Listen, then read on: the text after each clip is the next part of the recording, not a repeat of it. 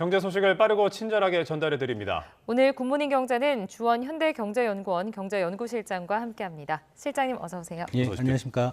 실장님, 오늘 반도체 이야기부터 좀 해보겠습니다. 최근에 이제 인공지능이 좀 각광을 받으면서 이제 고성능 메모리 반도체 수요가 늘어나다 보니까 이게 우리나라 기업들의 좀 기술 유출을 하려는 시도가 좀 빈번한 것 같아요.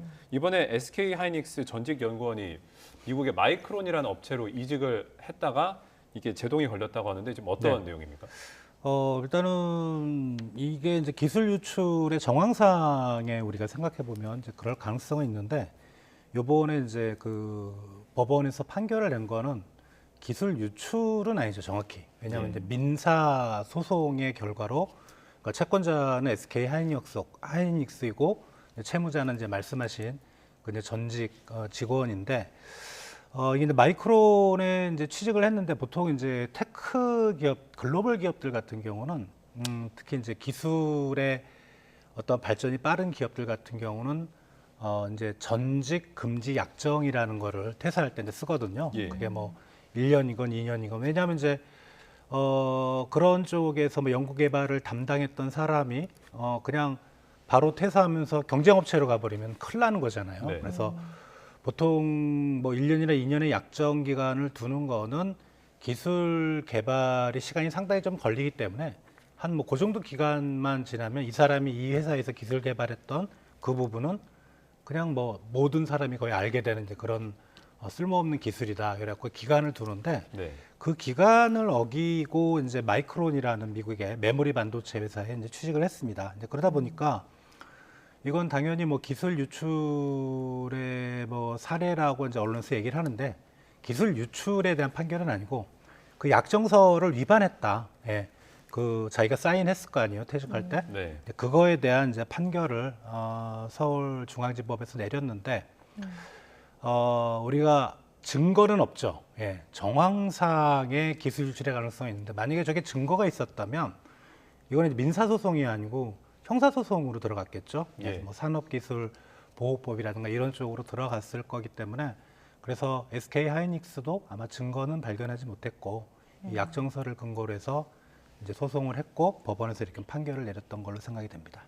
실장님 그 마이크론이 뭐 어쨌든 여러 회사들 중에서 SK 하이닉스의 연구원을 좀 영입한 이유가 있을까요? 아무래도 이 시장 점유율이 가장 높기 때문인지 어떤 이유에서일까요? 지금 이제 메모리 반도체 회사는 네. 이제 글로벌 시장에서 세 개가 이제 잡고 있거든요. 삼성전자가 마켓쉐어가 제일 높고, 그다음에 SK 하이닉스, 마이크론인데, 마이크론은 미국 메모리 반도체 회사로서는 거의 유일한 것 같아요. 그러니까 옛날에는 인텔이라는 지금 이제 뭐 CPU라든가 비메모리 반도체 회사가 메모리 반도체도 제조를 했었는데, 그때 뭐 80년대부터 이제 미국, 일본의 메모리 반도체 회사들이 하도 등장하면서 인텔이 이제 메모리를 포기를 했거든요. 그래서 마이크론이 처음에는 존재감이 상당히 없었는데, 뭐 일본 반도체 회사들도 쓰러지고 막 이런 상황에서 이런 좀 쓰러진 회사들을 합병하고 인수하는 과정에서 좀 마켓 쉐어가 올라왔는데, 지금 뭐 거의 마이크론 그 메모리 반도체 쪽은 전 세계 시장에서 그렇게 막 10%도 안 되는 그 정도밖에 안 되고요. 그런데 이제 지금 메모리 반도체에 했던 그 기존의 D램이라든가 한층으로 돼 있던 그 메모리 반도체가 이제 시장이 완전히 바뀌고 있어요. 예. 이제 HBM이라는 적층형 메모리 반도체. 왜냐하면 이제 메모리 반도체는 계속 마이크로적으로 파고 들어가야 되거든요. 뭐 10나노에서 5나노, 1나노 이런 식으로. 근데 그게 한계가 있는 거죠. 예, 한계가 있다 보니까 이제는 쌓아서 하는 이제 그런 기술인데, 그런 기술은 지금 삼성전자보다는 SK 하이닉스가 월등합니다. 지금 특히 이제 최근에 주력 HBM 반도체 같은 경우는 거의 엔비디아의 SK 하이닉스가 거의 전량 납품하고 있고요. 네. 전체 HBM에서도 SK 하이닉스가 조금 더 높긴 한데, 그러니까 최근 신제품 같은 경우는 SK 하이닉스가 거의 90%를 알고 있습니다. 네. 그리고 이제 HBM 반도체 시장이 2023년 작년 대비 올해 3배가 성장할 거라 그러거든요. 그러니까 개수로는 전 세계 메모리 반도체 1%밖에 안 되지만 예. 금액으로는 HBM이 10%가 됩니다. 그러니까 그만큼 고부가 가치고, 그러다 보니까 후발주자인 이제 마이크론이 메모리 반도체 시장에서 삼성전자와 SK 하이닉스를 뛰어넘는 방법은 HBM밖에 없는 거죠. 그래서 그쪽에서 많이 주력을 하고 있는 것 같습니다. 자, 실장님 그러면 그 어쨌든 얼마 전에 마이크론이 이 고대역폭 메모리 방금 말씀해 주신 HBM에서 그 5세대 양산을 시작을 했다라고 이제 밝혀서 네. 좀 이게 시장에 좀 충격을 줬었는데 이게 좀 기술이 좀 상당히 유출이 된 거라고 봐야 됩니까? 아니면은 어떻게 봐야 됩니까? 그럴 가능성도 분명은 있다고 생각이 되거든요. 그러니까 이 앞에서 말씀했던 이 SK 하이닉스 근무했던 사람이 이제 하필 이직 기간이 거의 겹쳤는데 예. 이제 지금 SK 하이닉스가 주력을 하고 있는 4세대거든요. 4세대고 이제 5세대 기술 개발을 했다 그러고 그리고 마이크론이 3세대를 좀 건드리다가 4세대를 건너뛰고 5세대로 갔다고 하거든요. 근데 개인적으로 그건 불가능합니다. 예. 이거는 좀 블러핑이라고 할까요? 언론에 대한. 네. 그러니까 자신의 그 회사의 가치를 올리는 그리고 5세대 양산은 정말 말도 안 되는 얘기고요. 그거를 이제 테스트를 해야 되거든요. 기술 개발한다는 그 과정이 엄청나게 오래 걸립니다. 예. 그러니까 5세대 반도체 HBM은 누구나 만들 수 있어요. 다만 이제 이걸 대량 생산하는 게 문제거든요. 그러려면 이제 불량률을 맞춰야 되는데 그 테스트 기간이 상당합니다. 그래서 이번에 마이크론은 미국 회사들 치고는 좀 이상하게 뭐 이런 좀 다른 그 신흥국이나 뭐 중진국에 있는 기업들은 이런 짓을 잘하는데 개발도상국이나 미국 회사 치고는 좀 언론 그 블러핑이 너무 좀 심한 거 아닌가 좀 네. 개인적으로 생각이 됩니다. 네, 어쨌든 이렇게 지금 유출 문제가 계속해서 좀 종종 이렇게 일어나고 있잖아요. 그러니까 문제가 이렇게 좀 심각한데도 처벌은 솜방망이 수준에 그친다고 알고 있거든요. 그러니까 무죄도 선고가 되고 있고 유죄가 나온다고 해도 집행유예에 그치는 경우가 많다라고 하더라고요. 그러니까 좀 이런 처벌 문제가 유출을 더 부추기는 거 아닌가, 더 쉽게 생각하게 되는 거 아닌가 하는 우려도 나오는데 어떻습니까? 네, 그러니까 그 네. 이제 기술이 유출됐다는 걸 확실하게 이제 우리 당국이 이제 증거를 잡으면은 걸 수 있는 법이 형법에서는 없습니다. 형법에서는 예. 없고 산업기술보호법을 가지고 해야 되는데 그런데 이게 이제 대부분 한 80% 정도는 뭐 그 집행유예나 무죄가 되고요. 예. 그리고 거의 한 20% 정도만 좀 실형을 사는 근데 그런 케이스 우리 최근에 한 3, 4년 정도 통계를 보면 이제 예. 그렇기 때문에 이게 상당히 좀 법의 실효성 이게 다른 데는 형법으로 이제 바로 바꾼 데도 있고 대만 같은 경우는 국가안전법을 개정을 해서 완전히 이건 간첩 혐의로 간첩법에 준하는 이제 그런 쪽으로 몰아가고 있고 미국도 최대 형량이 한 30년까지도 적용할 수 있는 그런데 이제 우리나라는 형량 양형 기준도 상당히 적고 예. 그리고 이제 더 중요한 거는 이거는 이제 기술 유출을 했다는 증거를 잡아야 되는데 사실 그게 쉽지 않거든요. 뭐 서류가 이메일로 갔다 이런 거는 이제 증거가 잡히고 USB로 옮겼다는 증거로 잡히는데 그런 것들은 우리가 추적이 가능한데 이게 뭐 모든 그 직원의 예를 들어 이제 뭐 중요한 그 연구개발 담당하는 직원들을 회사가 감시할 수는 없잖아요. 예. 그런 걸 생각할 때 상당히 좀 우려가 되는 그런 부분이라고 생각이 됩니다. 자, 우리나라 반도체 기업들의 위상이 높아서 벌어진 일인 것 같은데 참 인공지능이 이제 각광을 받으면서 이제 미국에서도 반도체 기업들 좀 주가가 위상이 올라가고 있습니다. 이제 뉴욕 증시 얘기를 좀 해봐야 될 것 같은데요, 실장님. 간밤에 좀 상승을 했는데 이제 AI 대장주 엔비디아 주가 상승이 계속되고 있거든요. 좀 어떻게 보십니까? 일단 지금 글로벌 자본의 관심은 그리고 실제로 투자가 이루어진 걸 보면 우리가 이제 한 2, 3년 전만 해도 여러 가지로 좀 갈렸잖아요. 뭐 자율주행도 있었고, 뭐 전기차, 2차 예. 전지도 있었고, 그다음에 뭐 신재생 에너지 이런 쪽도 있었고, 그런데 이제 그런 것들은 거의 다 죽어가고 있고 AI로 몰리고 있습니다. AI로 자본들이 상당히 몰리고 있고. 또 실제로 이제 비즈니스 모델이 그쪽에서 거의 많이 지금 개발이 되고 있거든요. 그러니까 예. 실제 돈을 벌 수 있는 어떤 신기술 영역이죠. 근데 그러다 보니까 어떻게 보면 AI 쪽에서도 이 엔비디아, 그러니까 엔비디아 GPU라는 그래픽 처리 장치인데 원래는 이제 게임용으로 개발이 됐었는데 예. 이게 장점이 뭐냐면 CPU하고 비교해서 여러 가지 연산을 그러니까 일을 동시에 할 수 있습니다. 그리고 최근에 이제 하이테크 쪽 그런 부품들, 전자부품들이 문제가 뭐냐면 열이 많이 나거든요. 예. 예. 근데 이거는 열을 줄일 수가 있습니다. 이제 그런 쪽으로 해서 GPU를 만드는 엔비디아의 주가가 계속 올라갈 걸로 생각은 되는데, 다만 항상 그렇듯이 급하게 올라간 건 또 급하게 조정을 받는 경향이 있습니다. 그래서 테슬라도 뭐 한 몇 년 전에 그런 일이 있었잖아요. 그래서 중장기적으로야 당연히 엔비디아가 AI 시장의 핵심의 역할을 하면서 기업의 가치는 올라가겠지만, 예. 주가라는 거 그리고 기업의 가치라는 거는 이렇게 직선으로 올라가는 건 아니거든요. 그래서 그런 부분에서는 투자자들의 좀 유의가 필요한 상황입니다. 네, 알겠습니다. 자, 다음 소식도 좀 짚어보도록 하겠습니다, 실장님.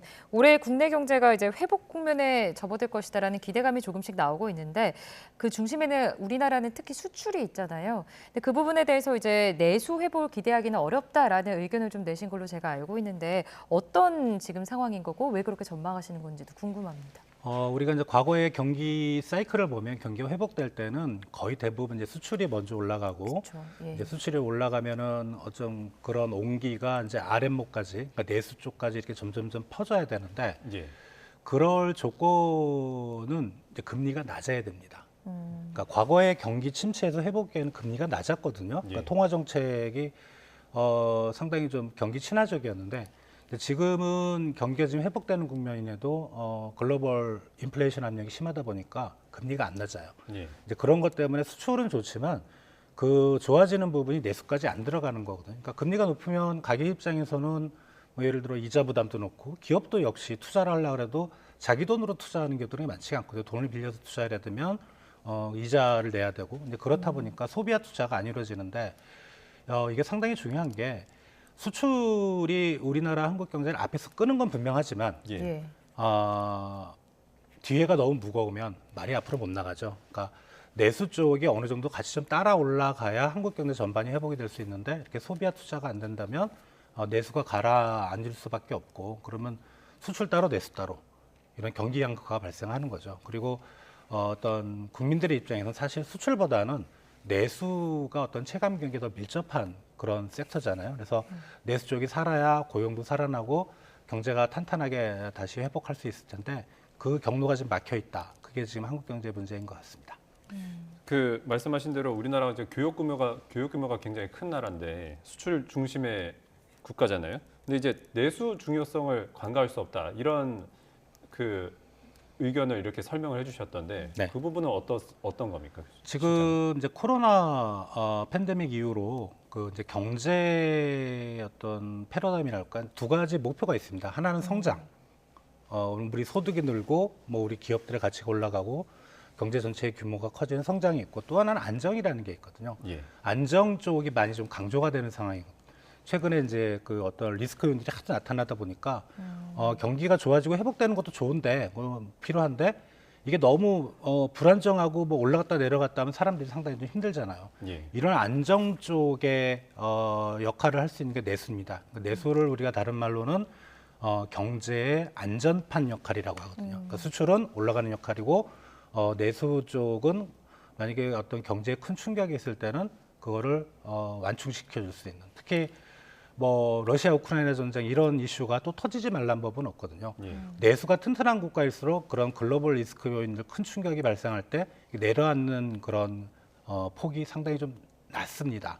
그러니까 한국 경제도 그런 내수 쪽의 안정성 이런 걸 좀 확보를 해야 되는데, 말씀드렸다시피 지금 가계와 기업이 상당히 좀 어려운 상황이거든요. 그래서 여기서 만약에 우리가 생각지도 못한 그런 글로벌 충격이 발생하면 한국 경제가 심각하게 내려갈 수 있는 그런 상황입니다. 지금 우리나라 경제가 V자형의 빠른 회복을 기대하기는 어렵다 이런 좀 의견들이 나오고 있더라고요. 그렇다면 이제 U자형의 저속 회복 가능성이 더 높아 보인다 이런 이야기가 나오는데 교수님 좀 어떻게 보십니까? 같은 의견이십니까?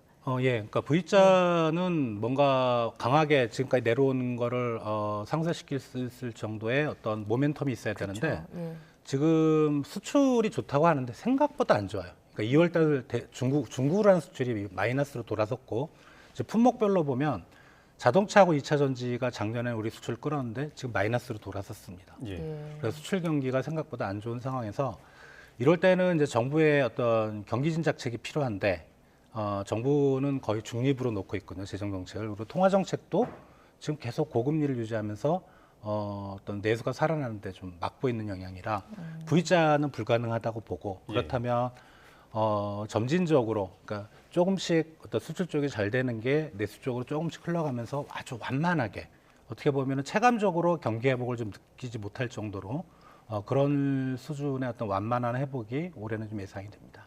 그 실장님이 쓰신 글에서 이제 내수 진작, 내수 이런 걸 진작을 회복을 좀 위해서는 하느니 좀 포워드 가이던스를 좀 잘 활용해야 된다 이렇게 말씀을 해주셨던데 이 포워드 가이던스가 좀 어떤 겁니까? 이게?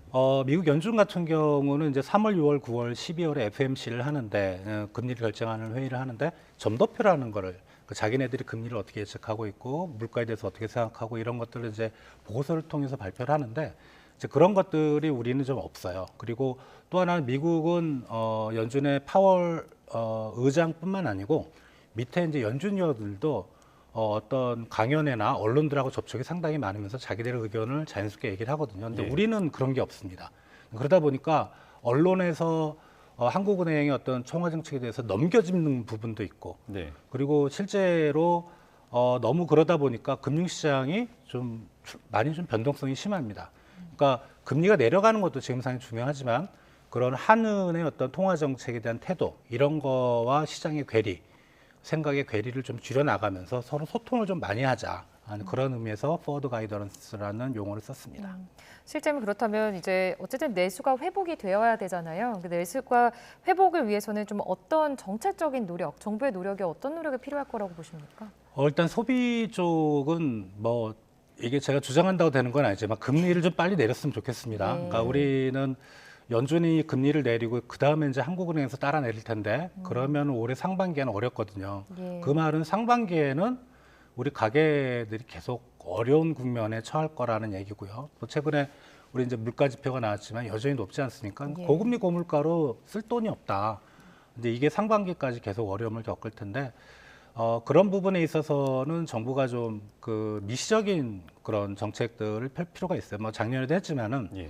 뭐 임시공휴일을 지정한다는 것, 특히 이제 구매력이 많이 좀 취약한 취약계층에 대한 지원을 좀 많이 해야죠. 바우처라든가 네. 뭐 이런 것들을 통해서 어떤 소비의 기본적인 어떤 구매력이 떨어지지 않도록 하는 게 중요한 거. 무엇보다도 기업 투자가 중요합니다. 예. 그 기업 투자는 이제 고용으로 연결될 수 있는데 뭐 큰 기업들이야 대기업들이야 뭐 자금이 있기 때문에 뭐 알아서 하겠지만 중견 중소기업 같은 경우는 금리 때문에 너무 힘들어요. 뭐 당장 뭐 미래 시장이 눈에 보이는데도 불구하고 금리가 높으니까 자금 조달을 못 하고 예. 이제 그러면 이제 정부가 그런 이제 정책 자금들이 있거든요. 시중 금리보다는 낮은 금리로 이렇게 조달해주는 어떤 새로운 기술이라든가 뭐 이런 그런 좀 유망한 부분에 대해서는 조달해주는 그런 부분이 있는데 그런 것들에 대한 또 자금 지원을 정부가 좀 확대해주면 그나마 좀 아직 좀 설비 투자가 살아나지 못하고 있는데 이제 그런 부분에서 기업들의 투자를 좀 유발시킬 거. 지금 보면 미국 기업들 같은 경우는 우리보다 금리가 더 높은데도 불구하고 엄청나게 투자를 하고 있거든요. 예. 그러면 결국은 이게 나중에는 시간이 가면 갈수록 경쟁력의 격차가 벌어지는 거죠. 그런 부분을 우리 기업들이 따라갈 수 있도록 정부가 좀 적극적으로 지원을 해주셨으면 하는 생각입니다. 알겠습니다. 오늘 굿모닝 경제는 여기까지 듣겠습니다. 지금까지 주원 현대경제연구원 경제연구실장과 함께했습니다. 실장님 고맙습니다. 고맙습니다.